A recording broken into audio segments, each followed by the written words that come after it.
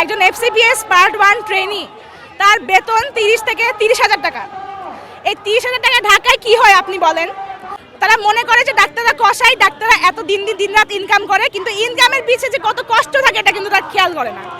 ক্ষেত্রে হয়তো বা অনেকে হয়তো প্রাইভেট ক্লিনিকে বা অন্যান্য ক্ষেত্রে তাদেরকে জীবিকার তাগিদেই কাজ করতে হয়, কিন্তু এখানে আসলে ডাক্তারকে দোষ দিয়ে লাভ নাই। এখানে আসলে আমাদের সিস্টেম ব্যবস্থাটা এভাবে তৈরি করা হয়েছে। কিছুদিন আগে আমি ফেসবুকটা স্ক্রল করছিলাম, তো এখানে দেখলাম যে দেশে যত পরীক্ষা দিবে যারা চান্স পাবে অত ডাক্তার হবে, বাকি যারা চান্স পাবে না ওরা ডাক্তার বিদ্বেষী হবে, তাই তো? মানে মানুষ যখন যেখানে যা পৌঁছাতে পারে না তখন সেটা নিয়ে মানুষের ক্ষোভ থাকে, এটা একটা বড় কথা। আর দ্বিতীয় কথা, ডাক্তারদের বলা হয় কসাই। আমি সবসময় এটা মানে মানি এবং বিশ্বাস করি, প্রত্যেক ডাক্তারই চায় তার রোগী যেন সর্বোচ্চ চিকিৎসাটা পায়। প্রত্যেক ডাক্তার এটা এনশিওর করবে যে তার যে রোগী সে যেন সঠিক চিকিৎসা পায় এবং তার পরিপূর্ণ ভালো রাখার দায়িত্ব কিন্তু ডাক্তারেরই। কিন্তু বাংলাদেশের যে জনসংখ্যা সেই হিসেবে সরকারি ডাক্তারের পক্ষে কিন্তু এটা আসলে পসিবল হয় না সব রোগীকে চিকিৎসা দেওয়া। অনেক রোগীকে বাধ্য হয়ে ফিরিয়ে দিতে হয়, বা এত রোগীকে দেখতে যে অনেক সময় গাফিলতি হয়েই যে ডাক্তারের পক্ষে।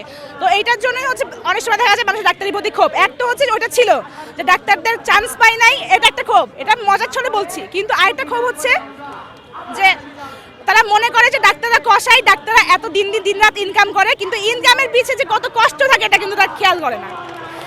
তো এই হচ্ছে একটা ক্ষোভ। আর হচ্ছে বাংলাদেশের জনসংখ্যা বেশি, এটা আগেই বলেছি। ঢাকা মেডিকেলে আপনি বর্তমানে এখন যান, দেখবেন যে সিটি নাই।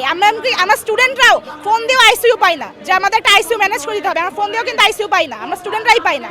সেখানে না পাওয়াই হচ্ছে আসলে যেটা বলবো, বাংলাদেশে আসলে অনেক বেশি মানুষ, এত মানুষকে জায়গা দেওয়া, এত মানুষকে চিকিৎসা দেওয়া সেই অনুযায়ী ডাক্তারদের জন্য আসলে কঠিনই হয়ে যায়।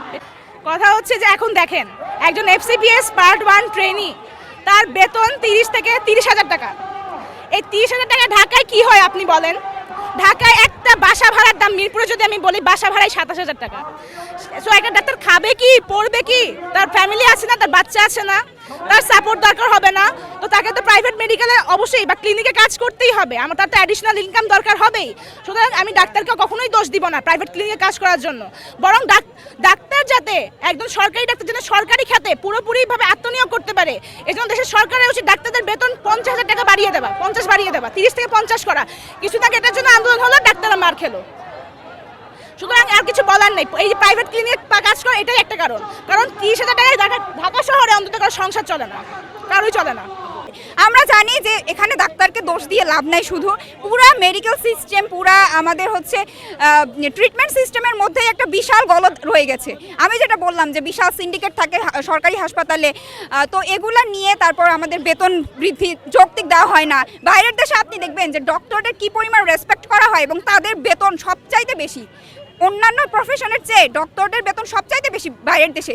কিন্তু আমাদের ক্ষেত্রে কি হয়, বিসিএস করা লাগে, তো বিসিএস করলে অন্যান্য ক্ষেত্রে যেরকম নর্মাল স্কেল সেই স্কেলই দেওয়া হয়। কিন্তু এটার ক্ষেত্রে হয়তো বা অনেকে হয়তো প্রাইভেট ক্লিনিকে বা অন্যান্য ক্ষেত্রে তাদেরকে জীবিকার তাগিদেই কাজ করতে হয়, কিন্তু এখানে আসলে ডাক্তারকে দোষ দিয়ে লাভ নাই। এখানে আসলে আমাদের সিস্টেম ব্যবস্থাটা এভাবে তৈরি করা হয়েছে। যদি বাইরের দেশের মতো এভাবে হতো, যে মেডিকেল সিস্টেমটা যদি বাইরের দেশের মতো হতো, বাইরের দেশে ডক্টরদের যে রেসপেক্ট, যে বেতন সব কিছু দেওয়া হয়, যদি সেটা নিশ্চিত করা হতো, তাহলে আমার মনে হয় না যে কোনো ডাক্তার প্রাইভেট ক্লিনিকে যেত।